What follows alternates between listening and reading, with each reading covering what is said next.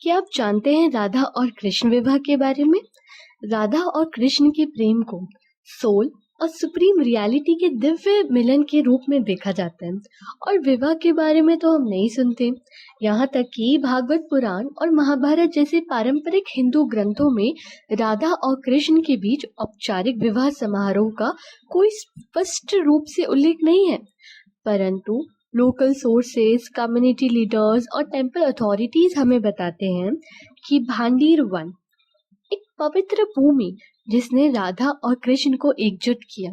मथुरा के 137 पवित्र जंगलों में से एक भांडीर वन वृंदावन से करीबन 10 किलोमीटर दूर स्थित है। यहाँ माना जाता है कि स्वयं भगवान ब्रह्मा थे जिन्होंने इस स्थान पर उनका विवाह करवाया। आइए इसकी स्टोरी जानते हैं डिटेल में।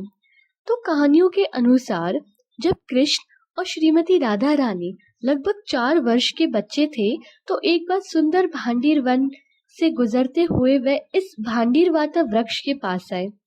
अपनी लीला शक्ति द्वारा कृष्ण ने लगभग 15 वर्ष की आयु के अपने किशोर रूप को प्रकट किया, जबकि श्रीमती राधा रानी ने अपना किशोरी रूप प्रकट किया।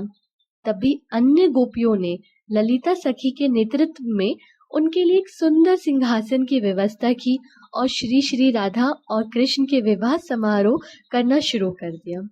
उस समय भगवान ब्रह्मा आकर्षित होकर वहां प्रकट हुए और चारों वेदों का जाप करने लगे। वह इस विवाह के लिए एक मुख्य पुजारी बने। तब भगवान शिव जैसे कई अन्य देवता और नारद जैसे महान ऋषि भी वहां भाग लेने उतरे।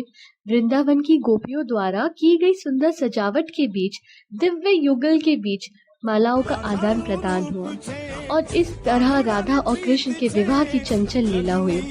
बेशक विवाह आधिकारिक नहीं था और विवाह पूरा होने के बाद सभी देवता गोपियों सभी चले गए और फिर कृष्ण फिर से 4 साल के एक छोटा लड़का बन गया और श्रीमती राधा रानी एक छोटी 4 साल की लड़की बन गई और वे अपने घर लौट गए। भांडीर वाता में श्री श्री राधा भांडीर बिहारी के सुंदर देवी देवता हैं।